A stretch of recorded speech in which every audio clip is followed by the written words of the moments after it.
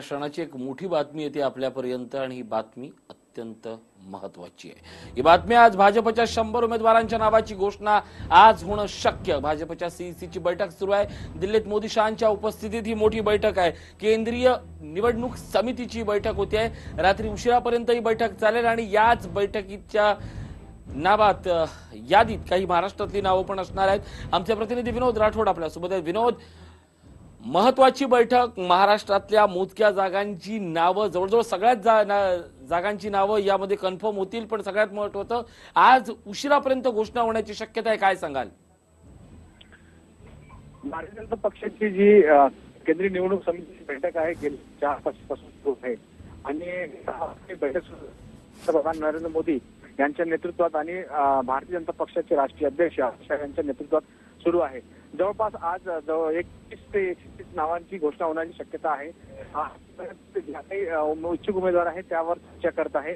पंतप्रधान नरेंद्र मोदी यांच्या नेतृत्वातली जी केंद्रीय निवडणूक समितीची बैठक आहे आणि त्या आज केंद्रीय निवडणूक समिती अनेक उमेदवारांच्या नावावर शिक्कामोर्तब करणार आहे। त्यामध्ये महाराष्ट्रातले अनेक नावं असतील। या महाराष्ट्रातील नावावर शिक्कामोर्तबसाठी महाराष्ट्राचे देवेंद्र फडणवीस, त्याचबरोबर महाराष्ट्राचे भारतीय जनता पक्षाचे प्रदेशाध्यक्ष रावसाहेब दानवे, चंद्रकांत पाटील आणि सुधीर मुनगंटीवार या ठिकाणी आले आहेत आणि त्यांच्या नेतृत्वात पंतप्रधान त्यांनी स्क्रीनिंग कमिटीची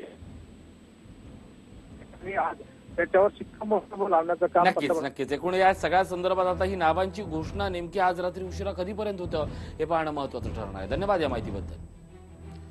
एकूणच आपण पाहतोय रात्री उशिरापर्यंत ही बैठक चालेल आणि महाराष्ट्रातल्या काही जणांची नावं देखील या लिस्टमध्ये येऊ शकेल। एकूण आज 100 नावांची पहिली यादी आज घोषित होईल अशी शक्यता वर्तवण्यात येते आहे। पंतप्रधान मोदी आणि शहा यांच्यासह महाराष्ट्रातील काही महत्त्वाचे नेते उपस्थित आहेत आणि याच बैठकीत ही या नावांवर शिक्कामोर्तब होईल। एकूणच खासदारांचा कामाचा आढावा, जुन्या पुन्हा उमेदवारांना संधी देणे आणि काही नव्या चेहऱ्यांना संधी, अशा एकूणच गोष्टी यामध्ये आज कल होतोय। हा व्हिडिओ तुम्हाला आवडला असेल तर असे आणखी व्हिडिओ पाहण्यासाठी TV9चं YouTube चॅनल सबस्क्राइब करा, बेल बटन दाबा। ताज्या घडामोडींसाठी लॉग ऑन करा tv9marathi.com।